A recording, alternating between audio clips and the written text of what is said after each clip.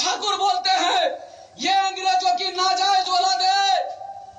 भाइयों के चंद्रशेखर आजाद के ऊपर चुपके से हमला करते हैं, घुस के मारेंगे। सहारनपुर में जहाँ मिलेगा वहाँ घुस के मारेंगे उसको। किसको मारेंगे? किसको मारेंगे? महक को मारेंगे और किसी को नहीं। क्योंकि हम क्षत्रियों ने कभी कानून हाथ में नहीं लिया है। अगर कानून कार्रवाई नहीं करता, घर में घुस के अगर ना मारे तो अपनी बाप की औलाद नहीं हूँ, घर में घुस के मारूंगा।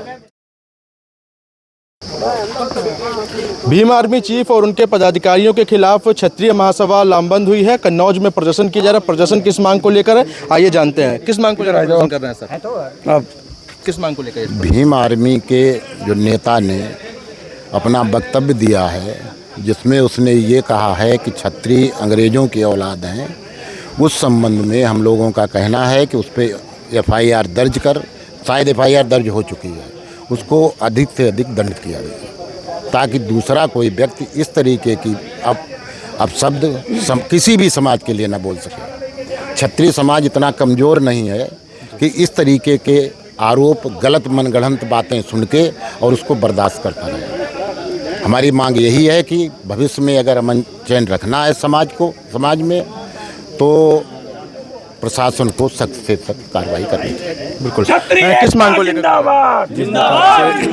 भीम आर्मी के प्रदेश अध्यक्ष हरिद्वार के महक सिंह ने हम क्षत्रियों को अंग्रेजों की औलाद बताया है। जिनको खुद नहीं पता हम किन की औलाद हैं, वो हम लोगों को औलाद बता रहे हैं। ठीक है।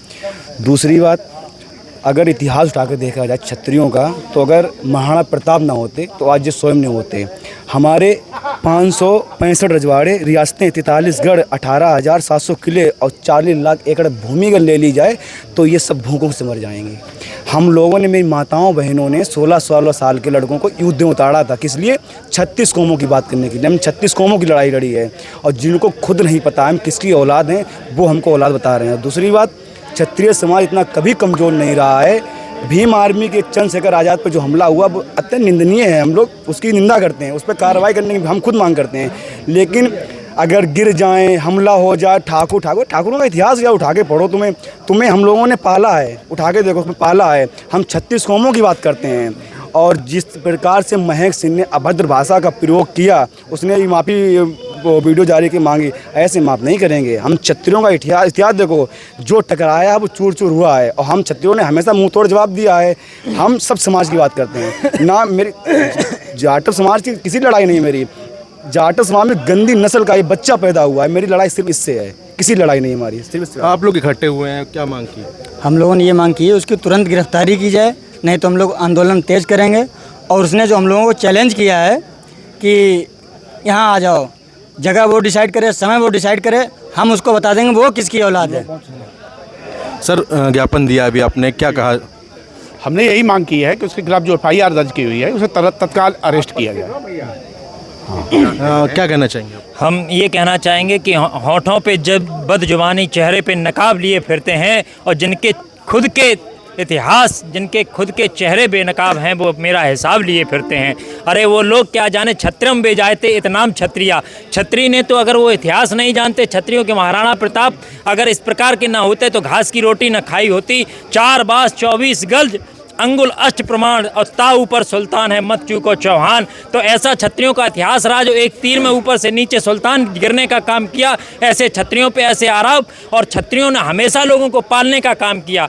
दलित को पोषित, इन लोगों को, जो दलित और कमज़ोर लोगों को क्षत्रियों ने पाला है। चाहे आप इतिहास उठा के देखिए कि क्षत्रियों में लोगों को पढ़ाया है, क्षत्रियों ने शरण दी है। ऐसे बात, इस प्रकार के लोग जो अभद्र भाषा का प्रयोग करते हैं, ये कहीं ना कहीं उनकी पैदाइश की परवरिश है, जो ये दर्शाती है कि आप किस तरीके से बोल रहे हैं। और मैं कहता हूँ कि हार नहीं मानूंगा, रार नहीं ठानूंगा, काल के कपाल पर लिखता और मिटाता हूँ, गीत नया गाता हूँ, गीत नया गाता हूँ। अगर क्षत्रियों के साथ इस तरीके का वक्तव्य हुआ तो स्वाभिमान और बलिदान की जो इतिहास आज दिन तक क्षत्रिय लिखते रहे, और आज भी इतिहास लिखने का काम करेंगे। ईंट से ईंट बजा के जेल भरने का काम करेंगे। और इस प्रकार के ये दरिद्र लोग जो समाज में बेमनुष्यता फैलाते हैं, ये न तो उस समाज के ही हैं और ना ही ये अपने खुद के हैं, क्योंकि इनका खुद का खून नहीं है, और ये खून लड़ने वाला खून नहीं था। जिंदगी में ये खून हमेशा दास्ता स्वीकार करने वाला खून था। और आज ये क्षत्रियों पे जो उंगली उठाते हैं, तो क्षत्रियों के इतिहास को ये नहीं जानते हैं।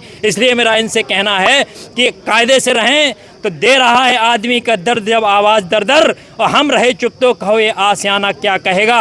और वक्त की तकदीर स्याही से लिखी जाती नहीं, और खून में कलमे डुबोने का जमाना आ गया है। और कर रहे हैं बदतमीजी आज भौरे इस चमन में, दोस्तों आंधी उठाने का जमाना आ गया है, दोस्तों आंधी उठाने का जमाना आ गया है। देखिए, अगर इस मामले में कार्रवाई नहीं होती है, गिरफ्तारी नहीं होती, तो आगे क्या कदम उठाएगा? हम लोग उसके घर जाएंगे, अब तब उसको बताएंगे हम किसकी औलाद हैं और वो किसकी औलाद है।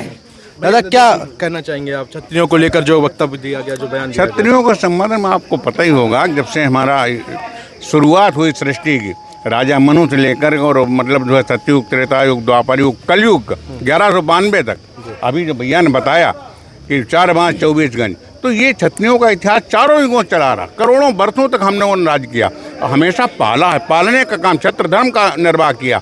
आज वही हमारी जो पलने वाले हैं, जिनको हमने पाला है, वही हमको इस प्रकार के बदजुबानी से हमारा अपमान करेंगे, ये असहनीय है, जिसको हम नहीं सहन कर सकते हैं। हम टिट फाट टिट जवाब देने में सक्षम है, कल थे, आज भी है।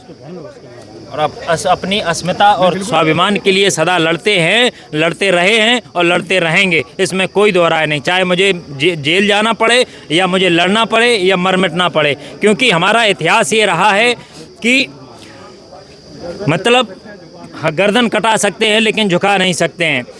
खूनों से शब्द सजोए हैं, ऐसा नहीं है कि हमने ऐसा कुछ किया है कि खूनों से शब्द सजोए हैं तब छत्री कहलाए हैं। और मेरा इतिहास अगर उठा के देखा जाए तो पुराने समय में भी हमने लड़ाई लड़ी, अभी भी लड़ाई लड़ी, लेकिन केवल लोगों को पालने का काम किया, पोषित करने का काम किया, कभी दुर्भाव से नहीं किया। लेकिन स्वाभिमान बेच के भी हमने, ऐसा नहीं है कि स्वाभिमान बेच के भी जीना हमें नहीं आता है। इसलिए मैं सहारनपुर में घुस के मारेंगे, सहारनपुर में जहाँ मिलेगा वहाँ घुस के मारेंगे। किसको मारेंगे? किसको मारेंगे? महक को मारेंगे और किसी को नहीं। उसने वक्तव्य दिया उसको मारेंगे और किसी को नहीं मारेंगे। सहारनपुर आके अगर वो गिरफ्तार ना हुआ तो हमारा आंदोलन और तेज होगा, तेज होते हुए सीधे सहारनपुर पहुंचेगा और उसको घर में घुस के उसको बताएंगे, उसकी औकात बताएंगे। बिल्कुल। कन्नौज में जी क्या कहना चाह रहे सर? सभी को मेरा नमस्कार।